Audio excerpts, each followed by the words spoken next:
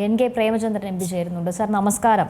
ഈ അനാസ്ഥയുടെ രക്തസാക്ഷി എന്ന് പറയുമ്പോൾ ചെറിയൊരു കുഞ്ഞാണ്. അപ്പോൾ ആരെയാണ് കുറ്റം പറയേണ്ടത്, അല്ലെങ്കിൽ കുറ്റം പറഞ്ഞതുകൊണ്ട് എന്തെങ്കിലും കാര്യമുണ്ടോ എന്നൊക്കെ ചോദിച്ചു പോവുകയാണ്. ഇത് ഗുരുതരമായ വീഴ്ചയും അനാസ്ഥയുമാണ് അധികൃതരുടെ ഭാഗത്തുനിന്നുണ്ടായത് എന്ന കാര്യത്തിൽ ഒരു സംശയത്തില്ല. കാരണം അപകട നിലയിൽ വൈദ്യുതി ലൈൻ അവിടെ പാർക്കിംഗ് ഷെഡിന്റെ മുകളിലൂടെ കടന്നു പോകുന്നു എന്നുള്ളത് ഇതിനകം തന്നെ KSEBയുടെയും അതുപോലെ തന്നെ സ്കൂൾ മാനേജ്മെന്റിന്റെയും ശ്രദ്ധയിൽപ്പെടുകയും അത് നീക്കം ചെയ്യുന്നതിനാവശ്യമായിട്ടുള്ള അപേക്ഷകൾ സമർപ്പിക്കുകയും നടപടികൾ നീക്കുകയും ചെയ്തു. പക്ഷെ അതിനാവശ്യമായിട്ടുള്ള പണം കെട്ടിവെക്കണമെന്നുള്ള ബോർഡിന്റെ നിർദ്ദേശം പാലിക്കാതെ പോയി എന്നാണ് ഞാൻ മനസ്സിലാക്കുന്നത്. പക്ഷേ ഇലക്ട്രിസിറ്റി ബോർഡ് ചെയ്യേണ്ടത് അപകടകരമായ നിലയിലേക്ക് ലൈൻ വലിച്ചിട്ടുണ്ടെങ്കിൽ അത് മാറ്റിയാലും മാറ്റിയില്ലെങ്കിൽ ഇപ്പോൾ അതിലൂടെയുള്ള വൈദ്യുതി വിതരണം നിർത്തേണ്ടത് വളരെ പ്രധാനപ്പെട്ട കാര്യമാണ്, അവരുടെ ഉത്തരവാദിത്വമാണ്. അതായത് ചെയ്തില്ല എന്ന് മാത്രമല്ല, മാനേജ്മെന്റ് പൈസ കെട്ടിവെച്ചില്ല. ചുരുക്കി പറഞ്ഞാൽ ഗുരുതരമായ അനാസ്ഥയും വീഴ്ചയും അതിന്റെ ഭാഗമായ ഒരു കുഞ്ഞിന്റെ ജീവനാണ് കേരളത്തിൽ നഷ്ടപ്പെട്ടത്. ഒരു സ്കൂൾ ക്യാമ്പസിനകത്ത് വൈദ്യുതി ആഘാതമേറ്റൊരു കുഞ്ഞ് മരിക്കുക എന്ന് പറഞ്ഞാൽ എത്ര ഭീകരമായിട്ടുള്ള അവസ്ഥയാണ് കേരളത്തിലെ പൊതുവിദ്യാഭ്യാസ മേഖലയിൽ നിലനിൽക്കുന്നത്. ഇത് ഗൗരവത്തോടുകൂടി കാണാനും കൃത്യമായ അന്വേഷണം നടത്തിയവർക്കെതിരെ മുഖം നോക്കാതെ നടപടി സ്വീകരിക്കാനും ഗവൺമെന്റ് തയ്യാറാകണം. അല്ലെങ്കിൽ ഇത്തരം സംഭവങ്ങൾ ഇനിയും കേരളത്തിൽ ആവർത്തിക്കും. നമ്മുടെ പൊതുജനാരോഗ്യ കേന്ദ്രങ്ങളും പൊതുവിദ്യാഭ്യാസ സ്ഥാപനങ്ങളുടെയും സുരക്ഷയുമായി ബന്ധപ്പെട്ട പ്രശ്നത്തിൽ ലീസ്റ്റ് കൺസേൺ ആണ് ബന്ധപ്പെട്ട അധികാരികൾക്കുള്ളത് എന്നതിന്റെ ഏറ്റവും വലിയ തെളിവാണ് കോട്ടയത്ത് നടന്ന സംഭവവും തേവലക്കരയിൽ നടന്ന ഈ രണ്ട് സംഭവം.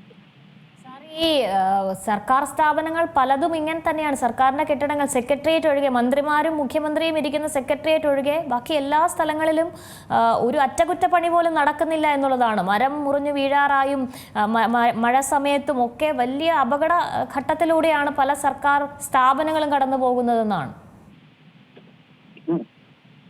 ഇതാണ് സത്യത്തിൽ എല്ലാ കെട്ടിടങ്ങളുടെയും സുരക്ഷാ ഓഡിറ്റ് നടത്തേണ്ട സമയം അതിക്രമിച്ചിരിക്കുന്നു.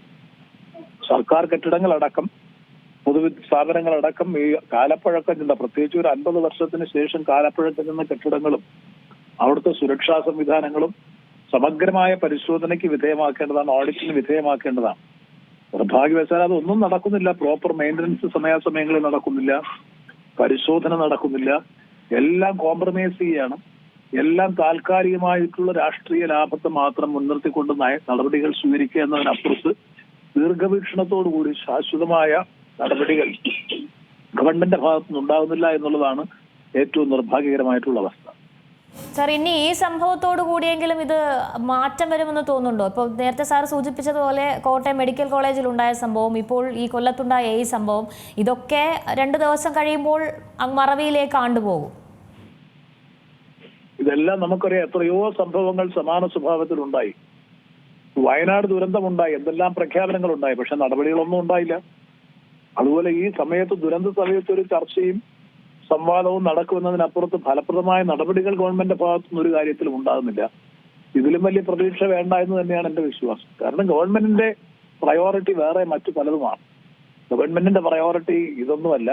മറ്റു പല PR ക്യാമ്പയിൻ ഉൾപ്പെടെയുള്ള ക്യാമ്പയിനുകളും തിരിച്ച് അധികാരത്തിൽ വരാനുള്ള രാഷ്ട്രീയ തന്ത്രങ്ങളും മെനയുന്ന ഘട്ടത്തിനിടയിൽ ജനങ്ങളുടെ ജീവനും സ്വത്തിനും ഒരു സുരക്ഷിതത്വവും ഇല്ലാത്ത അവസ്ഥയിലേക്കാണ് കാര്യങ്ങൾ കേരളത്തിൽ നീങ്ങുന്നത്.